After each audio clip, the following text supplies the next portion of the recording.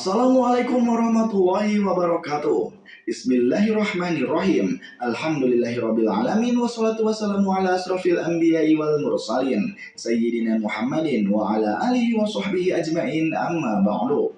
Kesempatan kali ini saya akan menjelaskan tentang Rijalul Ghaib yang mana sumbernya diterjemahkan dan dinukil dari beberapa kitab hikmah klasik kuno. Di antaranya yaitu kitab Hikmah Manba'u Syulil Al-Hikmah karya Syekh Imam Ahmad bin Ali Al-Bunni radhiyallahu anhu, dan kitab Hikmah Jawahirul Lama'ah karya Al-Ustadz Al-Kabir Syekh Ali Abu Hayyillah Al-Marzuki radhiyallahu anhu, kitab Hikmah Jawahir Al-Khomsi karya Syekh Khatiruddin Bayazid Al-Khawajah radhiyallahu anhu, dan kitab kuno Jami'u Karomatil Auliya karya Syekh Yusuf Ibnu Ismail An-Nabhani radhiyallahu anhu, dan kitab kuno Nitajul Arwah.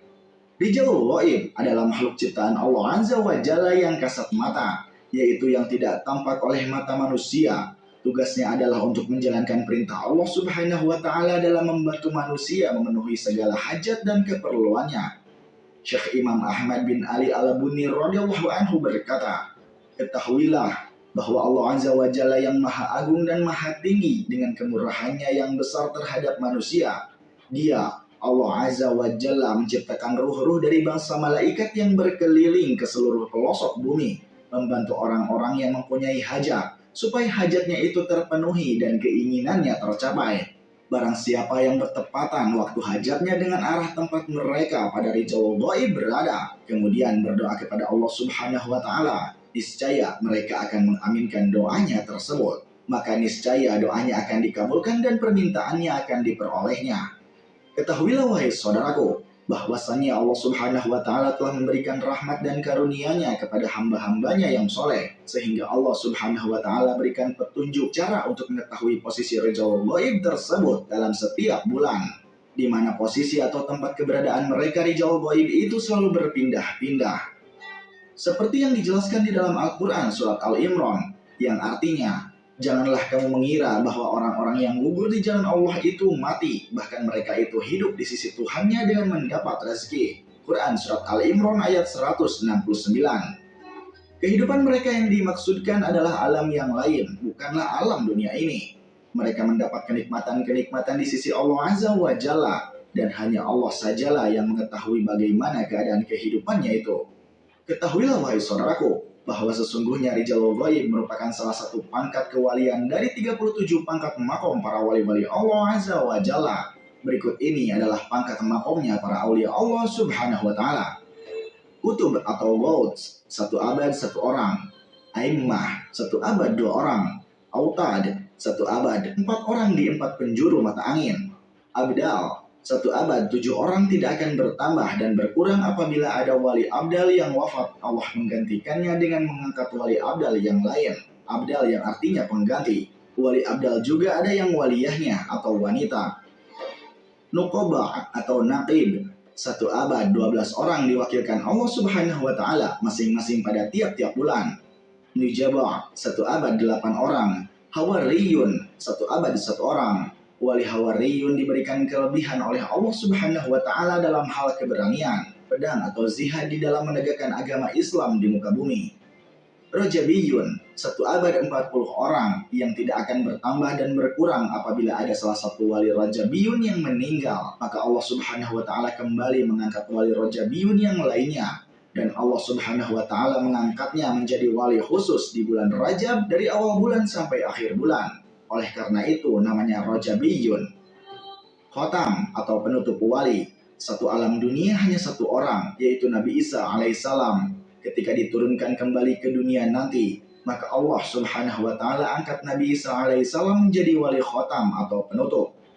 Qalbu Adam alaihissalam, 1 abad 300 orang. Qalbu Nuh alaihissalam, 1 abad 40 orang. Qalbu Ibrahim alaihissalam, 1 abad 7 orang. Qalbu Jibril alaihissalam, 1 abad 5 orang. Qalbu Mikail alaihissalam, 1 abad 3 orang, tidak kurang dan tidak lebih. Allah Subhanahu wa Ta'ala selalu mengangkat wali lainnya apabila ada salah satu dari wali qalbu Mikail yang wafat. Qalbu Israfil alaihissalam, 1 abad 1 orang. Rijalul Alamul Anfas, 1 abad 313 orang.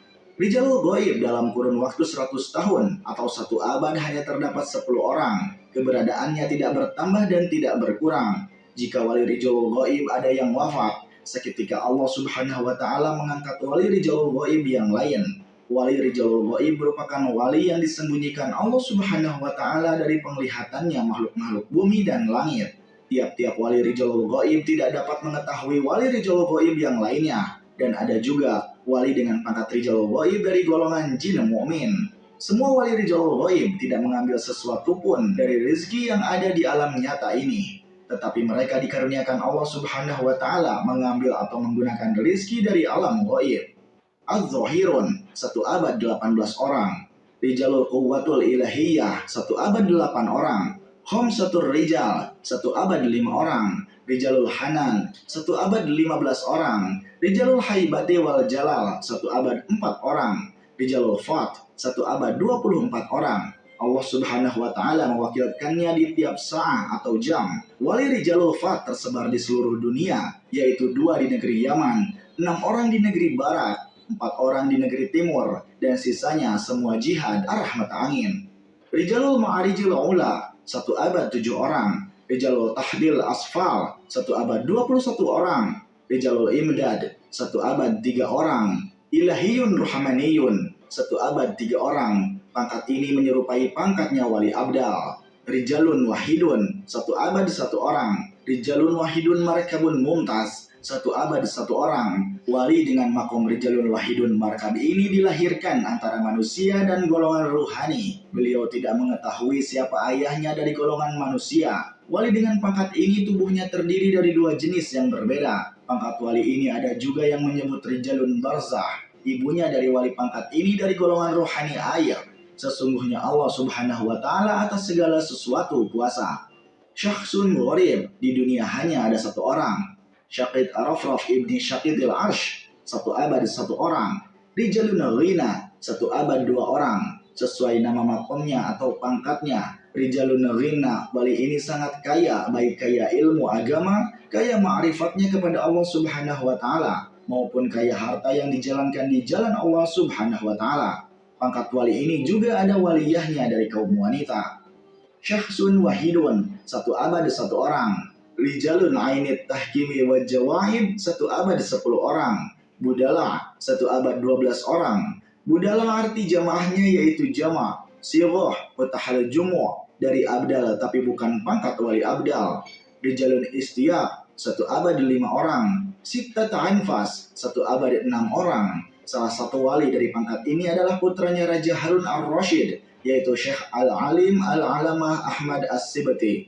Rizalul Ma', 1 abad 124 orang. Wali dengan pangkat ini beribadahnya di dalam air. Diriwayatkan oleh Syekh Abi Syu'ud ibn Sabil, pada suatu ketika, aku berada di pinggir sungai Tikrit di kota Baghdad, dan aku termenung dan terbesit dalam hatiku. Apakah ada hamba-hamba Allah Subhanahu wa taala yang beribadah di sungai-sungai atau di lautan? Belum sampai perkataan hatiku, tiba-tiba di dalam sungai muncullah seseorang yang berkata, akulah salah satu hamba Allah Subhanahu wa taala yang ditugaskan untuk beribadah di dalam air. Maka aku pun mengucapkan salam padanya, lalu dia pun membalas salamku. Tiba-tiba orang tersebut hilang dari pandanganku. Dakhilul Hizab, 1 abad 4 orang. Wali dengan pangkat Dakhilul Hizab sesuai nama pangkatnya. Wali ini tidak dapat diketahui kewaliannya oleh para wali yang lain, sekalipun sekelas Qutbil Aqab seperti Syekh Abdul Qadir Jailani, karena wali ini ada di dalam hizabnya Allah Subhanahu wa taala. Namanya tidak tertera di Lauhul Mahfuz sebagai barisan para aulia, namun nur ilahiyahnya dapat terlihat oleh para aulia seperti diriwayatkan dalam kitab Natijul Arwah, bahwa suatu ketika Syekh Abdul Qadir melaksanakan tawaf di Baitullah Makkah Al-Mukarramah. Tiba-tiba Syekh Abdul Qadir Jailani melihat seorang perempuan dengan nur ilahiyahnya yang begitu terang benderang.